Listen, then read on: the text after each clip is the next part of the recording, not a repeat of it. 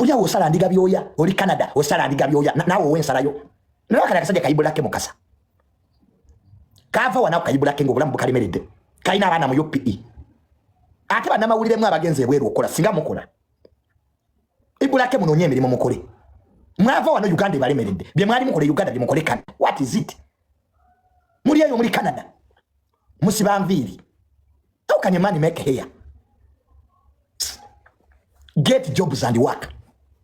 If you left the country no get the Canada spend more time at work emyaka jijja kubaleka nebe mwaleke Uganda mutainga babasinga musajeza dembakaze yoyo namubisenyi mwe bayibula ke but still you have fought to work mwave Uganda mwikate wali mirimo kati chechi batuza mu kuteka na dokola live. I feel so disgusted when never muntu ngoli Canada ngo chali ku social media temina na musura basuza why don't you look for jobs? Ibra K Mukasa why don't you get a proper job and work kumyaka je nkaga jowezeza kati Ibra K bofira wananya agendo labirira abana bo bewaneka ngo zande mbakaza abenjawulo abana bo Ibra K bali babona bali mu UPE. You made the decision to go to Canada to work. Canada, you are talking Ugandan politics. Gwatarondo yogera chebyo bofuzi. Do you vote? Wala beko polling station ya Uganda, Canada. Have you ever seen a Ugandan polling station in the US? Get jobs and work abantu abali ebwetu. Teri mugaga ali bulaya ali ku social media. Obudo obujewa. Mukola parawa. Why do you get the time to rumamonga on Ugandan affairs when you are not even a voter? You are not a voter toronda. Spend more time at your workplace. Let me know beyond never ever one never voka. Obulamu bwabalemerere Uganda. You have got to the Canada. Why don't you work? No biraba biri kusoza ni makula simanya bujingo. Para esawa zo male bulaya ngatokola. You are missing money. For in Uganda nze tamani nzo nokubalina kusakunga school. I'll be paid. Nze junior even if I spend a month without working, government will pay me. Era ka message nkafuna mu Central Bank dear Joseph. Kati gokolera banka okolera government ya Canada. You wasting time my friend. Ibra K wisdom kaye this younger man, this boy Kakalaamu, Mr. Bini get jobs and work. Timunafuna papula. Esi okunuma omuntu yakaje Canada myezi ebiri. Talks kati abamaze myaka 13. I have people in the US. Baba zalirayo. Toina ubalaba. Ne omuntu kyasula mu shelter. Tonna manya na toyi jopama mu Canada. Oli ku social media. So I feel so disgusted. When baraba mu Ibra K muri ku social media. Stop wasting time. Emyaka gibalese Ibra K emyaka nkaga. Kaye wisdom ali mu 5 mu 7. Kakalaamu ayingi dana. Gwe bini bakugoba wali wa security guard ngo kuma pastor bugingo. Bokwate byama byo wobi wakayanja. Why don't you work? Case no nyo mulimo okole va ku YouTube. Gwe case wali osula muntebeza na mulindwa. What happened? Na mulindwa akuyambya akososoza case ngofuka muntebeze. Buli muntu ajje yuke case gwa mu interviewing. I a journalist in the States okolera Al Jazeera okolera BBC case. Do you work for Sky News? Anangi. Do you work for Fox News case? Every big person yaja obo muteze kwa airport yo muje kwa interview. Why don't you get a job? Universities is open. Why don't you go and start the case with your group? Mulimba nyo na mweswaziza nyo. People in the University of California studying. People in the University of Massachusetts. You think okufumbirwa abakazi abakadde mujja kibera mu for how long? Ngana fa bakiri mutu tandiso chiva mu ya now embarking on investments. Nabana abo mbagambe ko. It's too much. Boboli bweru kola. You work. Ebya Uganda bireke. Mu Uganda n'abantu bali yakubusiru people earning from idiots. Abantu bali yakubusiru. Mino yo mukazi gwe nalabya akuba owa police oluyi bamusibye. The day in prison that woman. Omukazi manyi yani. Oyo mukazi gwe nalabya akuba owa traffic oluyi. Do you know how well? Mumumanyi. Bana Uganda bwe muli tegera nti kati abantu sibangu. Goyinza okuba owa traffic oluyi nga tolina kyoli. What if that woman is one of the people who pay police officers? Mu Uganda buli wola bango omuntu akoze ekintu taba musiru abayina lwaki akikoze. Do you know that woman yakubye owa traffic oluyi? Hey, arrest her. Arrest who? Arrest who? that woman will come out of that prison. Hey, mulabika tomanyinsi. Gwe genda omusaachingeko who she is. And gwe was no one is above the law. Jategeera. Otegente abantu abamu de adero. No one is above the. You see that there are people who are the law. Last kunyumba zani wanolo. Where is zero? La people. Gwe tochimanyi nti politics prevails over law. Gwe tochimanyi nti politics prevails over law. Ebyobufuzi bisinga amateeka amaanyi. If the law is around, why is there impunity? We got amateeka gamanyi lwaki impunity weri. It shows law at people. So is the law? Where is the law? Is there a human being? The law is there. We bakwata ne bakutwala ku police 48 hours ani aziteeka mu nkola. Don't you know that basobola okukwata ku police no mara y'emyaka? And there are people in prison abatalabanga ku mulamuzi who have never even gone to court. What does the law say? Where is the law? Katino chiyige. From today, no, it politics prevails over law. Ebyobufuzi bisinga amateeka amaanyi. Mirago adogamba nobody is above the law. Jategeera nti they are poor make the law. Law. Ebabiri yali mu America. Anomboko. Kati wanombo omusirikale mbwaizo kweyanjulira. Abasirikale bakwatira abantu mu drone. Nze drone bwe janziruka. Nze Junior waliwo ni drone je nalabye ng'ensembera. Nze emmotoka gye sagala kusembera je drone. Omusajja abadde ambuuzaako bubuuza naye abadde avuga nadduse emisinde. Waliwo emmotoka ze tutakyasemberera. Nze nenda ba drone ng'epaaki nze wange mpita manju. Bagenda okuŋŋa nti ya taxi. Kati ebyo biri eyo amanyi mmwe America ebalimbye. You want to Americanize Uganda. Tekijja soboka. Uganda ndala. Nina n'omukazi gwe nalaba. Namusanga ku airport ng'ayomba n'abasirikale. I'm by the way, an American citizen.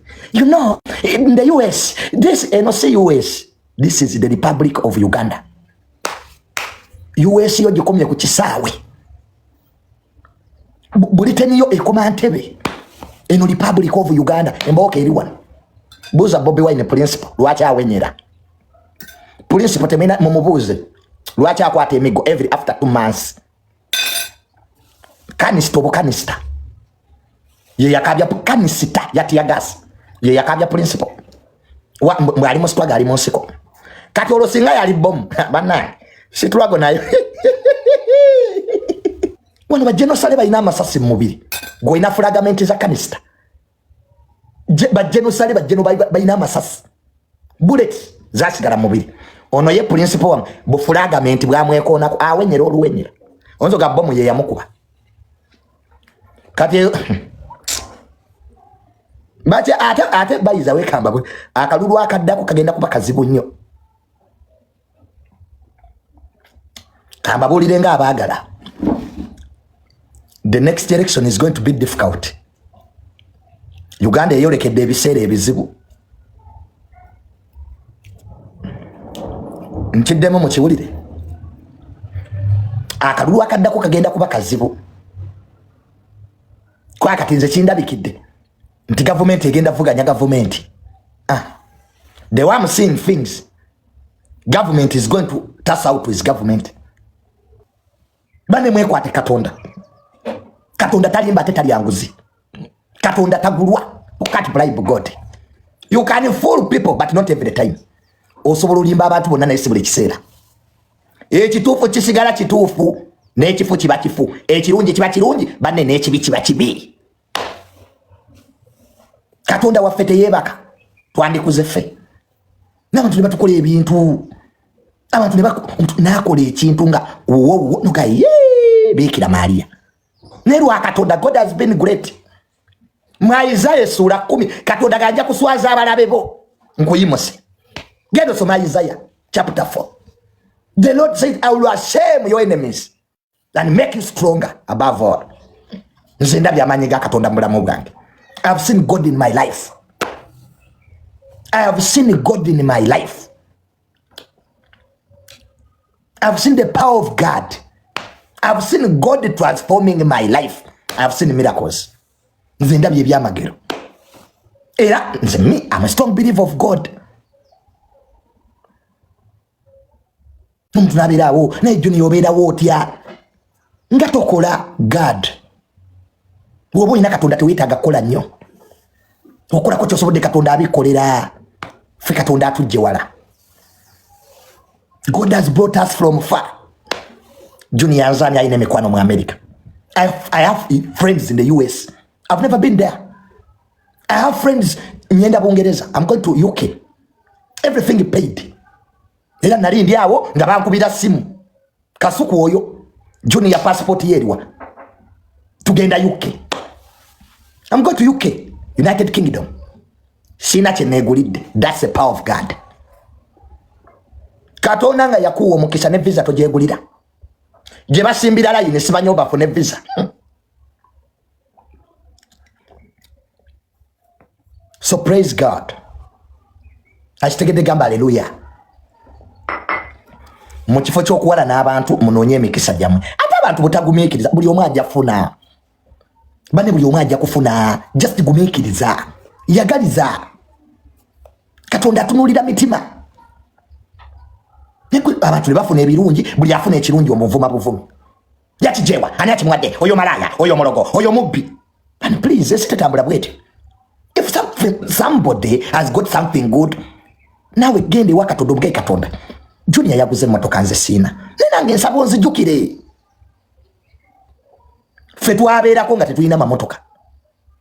There's a time when I did have a boza kasuku. Ngavuga motoka za my dad. Today God has helped me.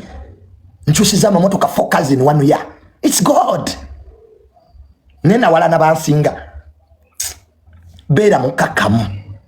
Lindo omukisa guguje. Tulwanisa mulala. Tujja kufuna. Munnalimu. Mbeereyo muzakedi. Olaba munna atunda nnyo n'omuloga. Kati bakasitoma baddeewo. Abamu business ekibalemeseza business temwina mpisa. Oyogera bine customer ze ku dduuka lyo oli ku WhatsApp. Mwina ebyo bye mwegaye ebyo bibaboga mu kamwe ebyo. Oli mu dduuka ogaye olinga agaye enkwacho. Okola wali ene skin mu fangoni. Kyo business zibalemedde butaba na mpisa. Toyina customer care. Buli omu omuddamu nga bw'oyagala. Customer ze agaye mpe saati eyo. Mweya saati eri wala sobola jijjayo. No kitunulya n'amagezi ne gakugwamu. Muyige enkwata y'aba customer. Waliwo amaduuka gemanyi nga balina juice wabwerere. Customer ajja mu dduuka ne bamuwa amazzi. Ne toyina na mazzi mu dduuka go wa customer oli awo yasaamiridde. Customer bambuze. Kiki kyeyongera ka platform okutunda engoye. Additional value eriki. Muguza abantu ebintu ebifungo kitegeredde ddala. Tekitu kyoguza customer kifu because oyagala amagoba agamango. Business ogita. Go waguziza ekifu ekyanadda. Neze nina wana abantu omuntu aguza wa mechi ekintu mu dduuka. Nodde ono ngati baabye ekintu kiwanguzizza kifu n'akikyusa.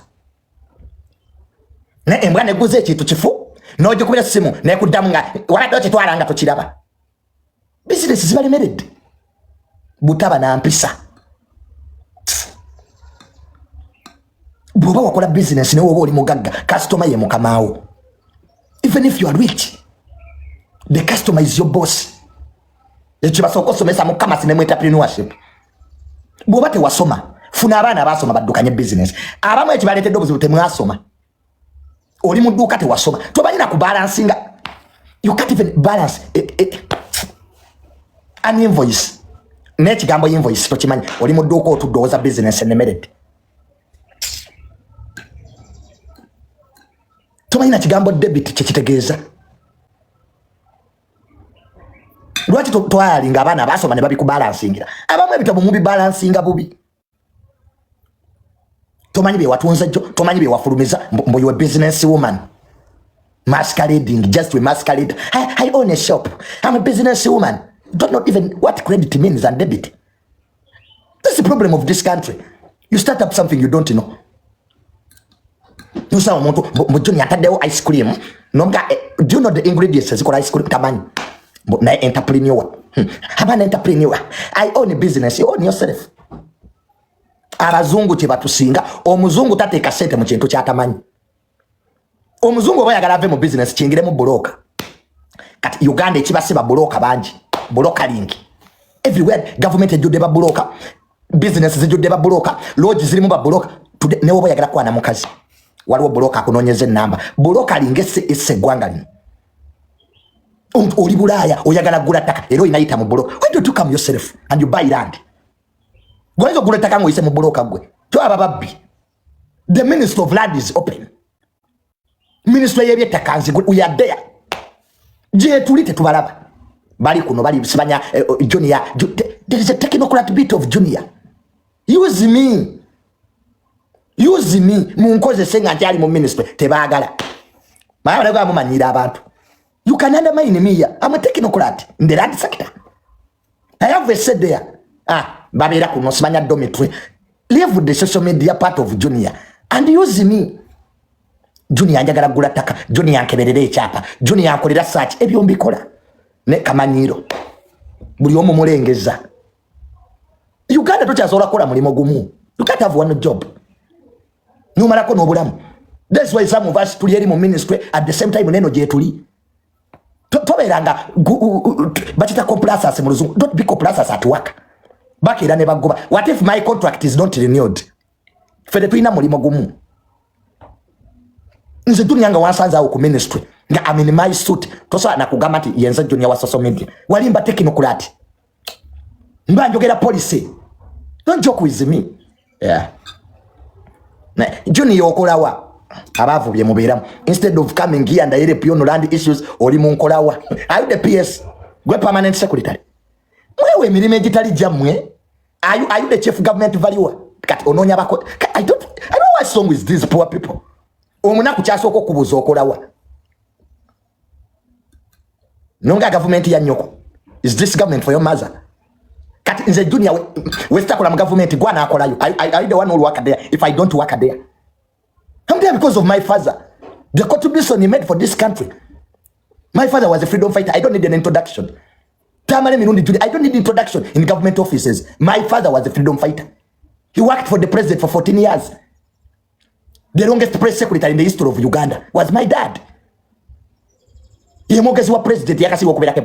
14 years, unprecedented.